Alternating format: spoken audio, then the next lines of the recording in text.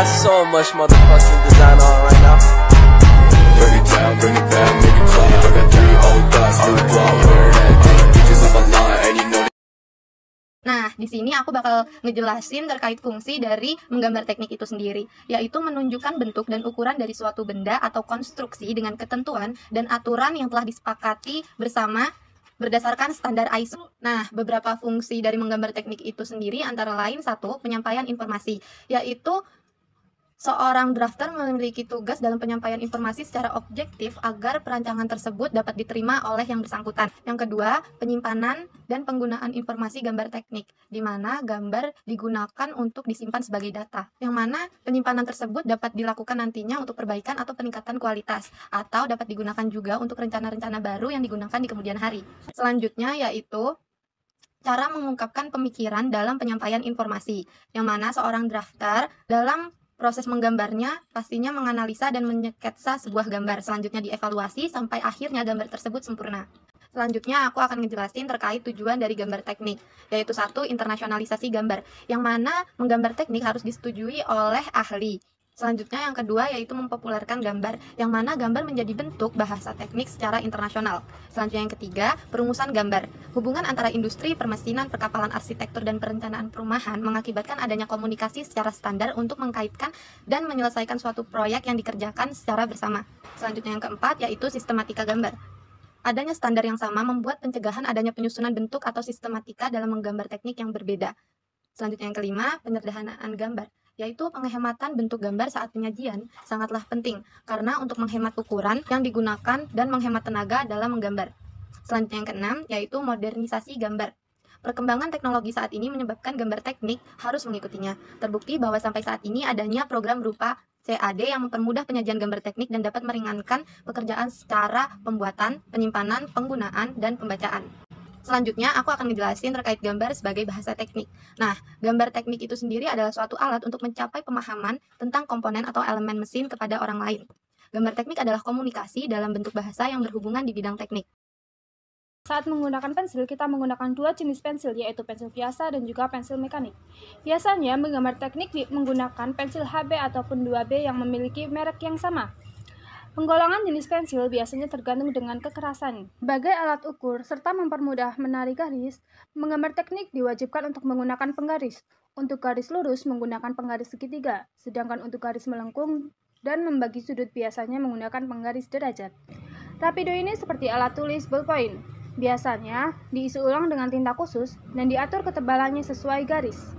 Beberapa jangka pada umumnya digunakan untuk menggambar lingkaran dengan jari-jari atau sudut tertentu. Ketika drafter melakukan evaluasi, perlu adanya penghapus untuk menghilangkan garis yang tidak diinginkan. Meja gambar teknik merupakan meja khusus yang digunakan untuk memudahkan seseorang gambar teknik dalam memenuhi kebutuhan menggambarnya.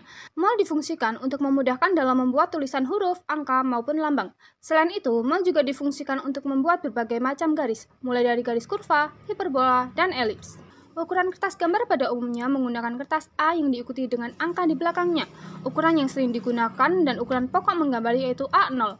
A0 memiliki luas 1 meter persegi. A1 memiliki luas setengah dari A0. A2 memiliki luas setengah A1. Ukuran kertas gambar dapat diartikan setengah dari ukuran kertas yang lebih besar atau tingkat. Konstruksi dasar terdiri dari konstruksi dengan garis. Yang A membagi garis lurus menjadi bagian yang sama.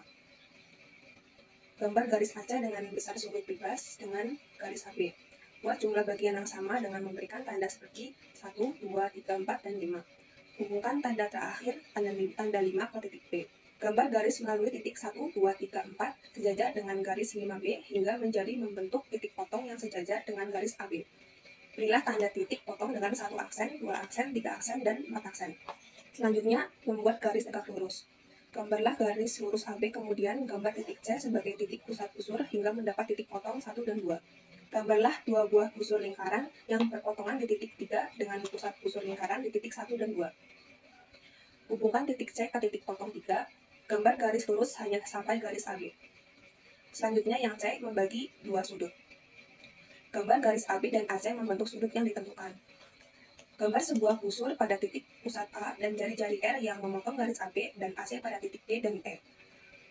Gambar busur lingkaran yang memotong pada titik F dengan pusat P dan E serta radius yang lebih besar setengah dari busur lingkaran DE. Temukan titik A dan F sehingga membentuk sudut BAF dan CAF.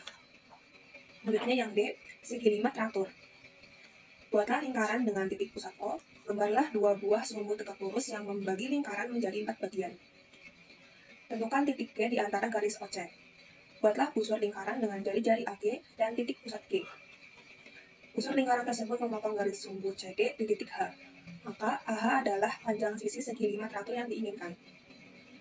Gambar 2 buah busur lingkaran dengan titik A sebagai titik pusat dan AH sebagai jari-jari dengan titik I dan J sebagai titik potong. Gambar busur lingkaran berturut-turut dengan titik I dan J sebagai titik pusat dan AH sebagai jari-jari dengan memotong lingkaran pada titik K dan L. Hubungkan titik A, J, K, L, dan I. Selanjutnya yang kedua yaitu konstruksi dengan lingkaran, yang terdiri dari A membagi keliling lingkaran menjadi bagian yang sama. Gambarlah sumbu-sumbu AB dan CD dengan titik potong O dari kedua sumbu sebagai titik pusat. Gambar lingkaran yang akan dibagi dalam 12 bagian yang sama. Dengan jari-jari lingkaran tersebut, buatlah busur-busur kecil dengan titik pusat berturut A, B, C, dan D yang memotong lingkaran. Titik-titik potong ini yang merupakan titik-titik pembagi lingkaran. Selanjutnya yang B, gambar garis singgung yang sama pada sebuah lingkaran. Tentukan titik A sedemikian rupa sehingga PA sama dengan OP sama dengan jari-jari lingkaran. Hubungkan titik O dengan A dan perpanjangan dengan AB sama dengan OA. Garis PB adalah garis singgung melalui titik P pada lingkaran. Selanjutnya yang C, gambar busur lingkaran yang menyinggung pada 2 buah garis lurus. Gambar 2 buah titik T1 dan T2 masing-masing pada garis AB dan CD, di mana jarak PT1 sama dengan PT2 sama dengan jari-jari lingkaran singgung L yang dinyatakan. Dengan T1 dan T2 sebagai titik pusat dan jari-jari R, tentukanlah titik O, maka titik O adalah titik pusat lingkaran singgung. Titik O ditentukan dengan garis tegak lurus melalui T1 dan T2 dengan menggunakan mesin gambar atau segitiga. Titik O merupakan titik potong dari 2 garis tegak lurus. Selanjutnya yaitu D menggambar garis-garis singgung pada 2 lingkaran. Gambar lingkaran dengan jari-jari R ke R dan titik pusat di O1. Tentukan titik A pada lingkaran. Gambarlah busur lingkaran dengan O2 sebagai titik pusat dan jari-jari C/2 yang memotong lingkaran dengan jari-jari R ke R di A dan B. Titik O3 ialah titik tengah dari O1 O2. Hubungkan O1 dengan A dan B dan perpanjangkanlah garis-garis penghubung ini sehingga masing-masing memotong lingkaran besar pada T1 dan T2. Tariklah garis sejajar dengan AO2 dan BO2 melalui titik T1 dan T1 aksen. Garis-garis T1 dan T2 dan T1 aksen dan T2 aksen adalah pasangan garis singgung yang pertama. Selanjutnya yang E yaitu menggambar busur lingkaran yang menyinggung 2 buah lingkaran dengan jari-jari R1 dan R2. Gambar busur-busur lingkaran dengan jari-jari R1 plus R dan R2 plus R masing-masing dengan O1 dan O2 sebagai titik pusat. Kedua busur lingkaran ini akan berpotongan di titik M. Dengan titik M sebagai titik pusat dan jari-jari R, gambarlah busur lingkaran yang dinyatakan. Selanjutnya yang C yaitu garis-garis lengkung. Jadi dari yang pertama, potongan kerucut. Kerucut yang dipotong dengan bidang datar dengan masing-masing kedudukan akan menghasilkan bermacam-macam garis potong. Hasil dari potongan akan tergantung dari kedudukan bidang datar yang memotong. Sudut alfa adalah sudut antara sumbu kerucut dan garis pembentuk, sedangkan sudut beta adalah sudut antara sumbu kerucut dan bidang potong. Hubungan antara sudut alfa dan beta yang menentukan bentuk potongan kerucut sebagai antara lain yang A, alfa lebih kecil dibanding beta, membentuk elips. Yang B, alfa sama dengan beta, membentuk parabola. Yang terakhir yang C, alfa lebih besar dibanding beta, membentuk hiperbola. Potongan kerucut menjadi sebuah lingkaran ketika beta sama dengan 90 derajat. Keadaan ini adalah keadaan yang istimewa di mana sebuah silinder dapat dianggap sebagai sebuah kerucut dengan alfa sama dengan 0 derajat. Sehingga garis potong antara silinder dan bidang menjadi bentuk elips. Yang A, elips. Gambar 2 buah lingkaran dengan pusat yang sama dan sumbu panjang dan sumbu pendek sebagai diameter. Tariklah garis-garis radial yang memotong kedua lingkaran pada titik 1, 2, dan seterusnya, dan satu aksen, 2 aksen, dan seterusnya. Dari titik-titik 1, 2, dan seterusnya, tariklah garis-garis sejajar dengan sumbu pendek, dan dari titik-titik 1 aksen, 2 aksen, dan seterusnya, garis-garis sejajar dengan sumbu panjang. Hubungkanlah titik-titik ini dengan menggunakan sebuah melengkungan, maka akan dihasilkan elips yang dinyatakan. B. Parabola. Gambarlah garis tegak lurus CD pada AB melalui titik puncak A. Gambarlah garis tegak lurus PE pada AB melalui titik P, dan ambillah BE sama dengan BP. Bagilah BP dan CP dalam beberapa bagian yang sama dan jumlahnya sama, dan berilah tanda 1, 2, 3, dan seterusnya, dan 1 aksen, 2 aksen, 3 aksen, dan seterusnya pada titik bagi tersebut. Tariklah garis-garis sejajar dengan AB melalui titik-titik bagi 1, 2, 3, dan seterusnya. Hubungkanlah A dengan titik-titik bagi 1 aksen, 2 aksen, 3 aksen, dan seterusnya. Garis-garis ini akan memotong garis-garis sejajar pada titik-titik 1 aksen-aksen, 2 aksen-aksen, 3 aksen-aksen, dan seterusnya, yang merupakan titik-titik dari parabola yang dinyatakan. Dengan menghubungkan titik-titik parabola ini dengan melengkungkan akan diperoleh parabolanya, C hiperbola. Gambarlah segi 4 panjang melalui titik puncak A dan titik P dengan BE sama dengan PE. Bagilah BP dan CP dalam beberapa bagian yang sama dalam jumlah yang sama, dan berilah tanda 1, 2, 3, dan seterusnya, dan 1 aksen, 2 aksen, 3 aksen, dan seterusnya. Hubungkanlah titik A dengan 1 aksen, 2 aksen, 3 aksen, dan seterusnya, dan titik A aksen dengan 1, 2, 3, dan seterusnya. Kumpulan garis-garis ini akan berpotongan pada titik 1 aksen-aksen, 2 aksen-aksen, 3 aksen-aksen, dan seterusnya. Hubungkanlah titik-titik terakhir ini dengan menggunakan sebuah melengkungan, maka hasilnya adalah bagian dari hiperbola yang dinyatakan. Bagian yang lain dapat diselesaikan dengan cara yang sama. Yang kedua, lengkungan bentuk gigi. Dalam lengkungan bentuk gigi, yang umum dipakai adalah lengkungan evolven dan lengkungan cycloidal. Yang A, evolven. Evolven adalah sebuah lengkungan yang dihasilkan oleh sebuah titik pada benang yang dilepas dari gulungan pada sebuah lingkaran, atau sebaliknya, dengan ketentuan bahwa benangnya harus tetap tegang. Evolven dapat digambar sebagai berikut. Gambarlah sebuah lingkaran dengan titik pusat O dan tariklah garis singgung AB melalui titik A pada lingkaran tersebut. Panjang AB adalah sama dengan panjang keliling lingkaran. Bagilah keliling lingkaran dan garis singgung dalam bagian-bagian yang sama dalam jumlah yang sama. Di sini, keduanya dibagi dalam 12 bagian yang sama. Berilah tanda pada titik-titik bagi masing-masing 1, 2, 3, dan seterusnya, dan 1 aksen, 2 aksen, 3 aksen, dan seterusnya. Tariklah pada titik-titik 1, 2, 3, dan seterusnya garis-garis singgungnya. Buatlah panjang garis singgung 11 aksen sama dengan A1 aksen, 22 aksen sama dengan A2 aksen, 33 aksen sama dengan A3 aksen, dan seterusnya.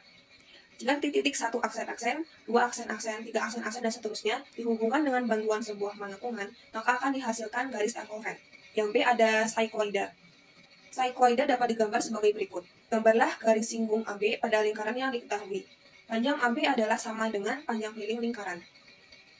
Bagilah lingkaran dengan garis singgung dalam bagian-bagian yang sama dalam jumlah yang sama. Di sini diambil 12 bagian yang sama. Berilah tanda-tanda 1, 2, 3, dan seterusnya pada lingkaran dan 1 aksen, 2 aksen, 3 aksen, dan seterusnya pada garis singgung. Tariklah garis sejajar dengan AB melalui titik-titik 1, 2, 3, dan seterusnya, dan garis-garis tegak lurus pada AB melalui titik 1 aksen, 2 aksen, 3 aksen, dan seterusnya. Dua kelompok garis ini akan saling berpotongan di titik-titik 1 aksen-aksen, 2 aksen-aksen, 3 aksen-aksen, dan seterusnya. Gambarlah pada titik 1 aksen-aksen, 2 aksen-aksen, 3 aksen-aksen, dan seterusnya sebagai titik pusat lingkaran-lingkaran yang sama dengan lingkaran yang diketahui. Lingkaran-lingkaran ini akan memotong garis-garis sejajar dengan AB di titik-titik 1 aksen, 2 aksen, 3 aksen, dan seterusnya. Jika titik-titik terakhir ini dihubungkan oleh sebuah garis licin, akan dihasilkan cycloidal. Terakhir yang C, epicycloidal dan hypocycloidal.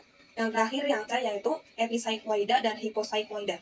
Jika sebuah lingkaran menggelinding di luar atau di dalam sebuah lingkaran, maka sebuah titik pada lingkaran gelinding ini akan menggambarkan sebuah epicycloidal atau hypocycloidal.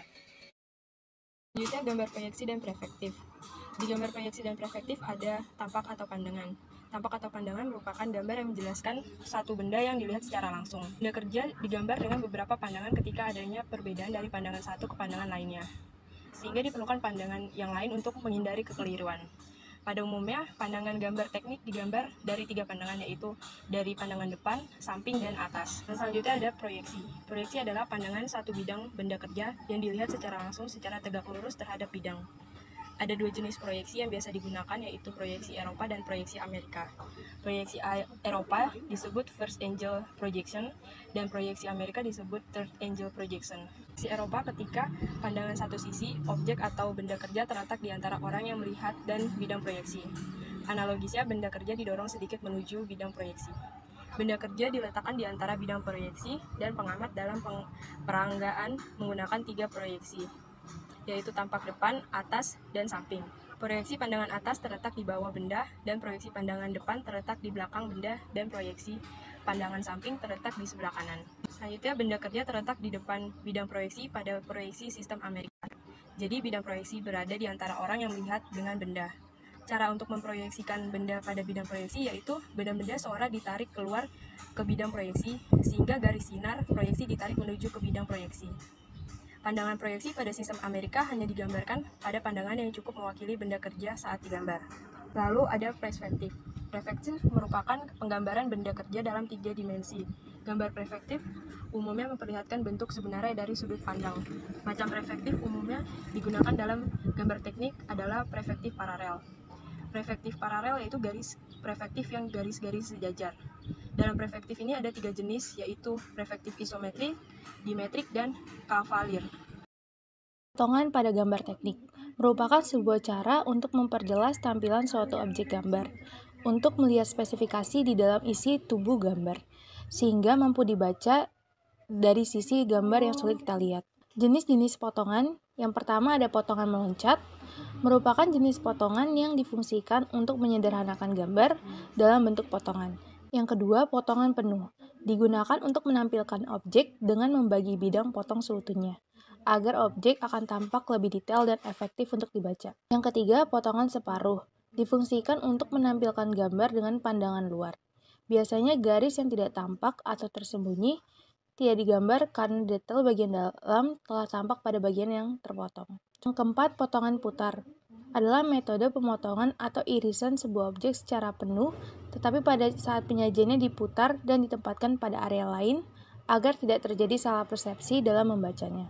Yang kelima, potongan sobekan, untuk menampilkan gambar dengan beberapa bagian saja yang dipotong, sehingga gambar tampak detail bagian dalam objek gambar tersebut. Yang keenam, potongan berurutan, merupakan tipe yang digunakan untuk menunjukkan gambar secara berurutan dengan susunan gambar yang saling berhubungan satu sama lain. Peran pada gambar teknik adalah teknik dalam lukisan dan karya grafis yang digunakan untuk memberikan efek warna maupun bayangan dengan membuat garis-garis paralel. Fungsi arsiran pada gambar teknik ini adalah untuk memperlihatkan bidang potongan gambar. Pemakaian arsiran pada umumnya menggunakan garis tipis kontinu yang digambar secara sejajar dengan tingkat kemiringan 45 derajat terhadap objek utama gambar. Yang pertama, arsiran untuk gambar susunan. Untuk gambar susunan yang sama harus diarsir dengan cara yang sama. Sedangkan arsiran untuk benda yang berdempetan dibuat dengan arah atau jarak yang berbeda. Yang kedua, arsiran untuk bidang yang luas. Arsiran dapat dibatasi pada daerah tepi bidang yang diarsir. Yang ketiga, arsir untuk bidang potongan yang berbeda dan sejajar. Arsiran ini memiliki ukuran yang sama, namun penempatannya di antara kedua potongan objek gambar. Yang keempat, arsiran dan keterangan. Arsiran boleh dihilangkan bila terdapat keterangan gambar. Jika keterangan tidak muat untuk ditaruh dalam gambar, bisa ditempatkan pada luar potongan. Yang kelima, arsiran untuk menunjukkan macam bahan. Arsiran dalam gambar dibedakan menjadi beberapa macam. Arsiran gambar dengan objek seperti arsiran dinding, arsiran urugan, arsiran genteng harus dibedakan. Yang pertama ada toleransi linear. Toleransi ini sangat penting untuk mengingatkan produksi suatu alat dan benda sesuai dengan ukuran yang akurat. Kedua ada toleransi khusus. Toleransi khusus adalah toleransi yang nilainya di luar dua toleransi, yaitu toleransi umum dan toleransi sesuaian. Nilai toleransi khusus bisa lebih kecil dari nilai toleransi umum, akan tetapi biasanya lebih besar dari toleransi sesuaian. Ketiga ada toleransi umum. Toleransi merupakan toleransi yang diberikan berupa toleransi yang tidak dicantumkan di tempat catatan umum. Nilai toleransi umum tetap mempunyai batas penyimpangan atas bawah yang sama atau simetris. Besarnya nilai toleransi umum ini tergantung pada tingkat kualitas, halus, sedang, atau kasar, dan bergantung pula pada ukuran dasar. 4. Ada toleransi geometrik, bentuk, dan posisi. Toleransi ini merupakan toleransi dengan batas penyimpangan yang diberi izin dari dua buah garis sejajar yang tidak berbentuk sudut. Simbol yang dipakai dan cara pencantuman toleransi geometrik dalam gambar telah dianjurkan oleh ISO sejak tahun 1969. Ada standar lain yaitu seperti ANSI dan JIS. Yang kelima ada toleransi bentuk. Toleransi ini adalah toleransi yang diizinkan penyimpangan bentuknya dibandingkan bentuk yang ideal. Yang keenam, Toleransi posisi. Toleransi posisi merupakan toleransi yang diizinkan penyimpangan posisi terhadap posisi yang dianggap sebagai acuan.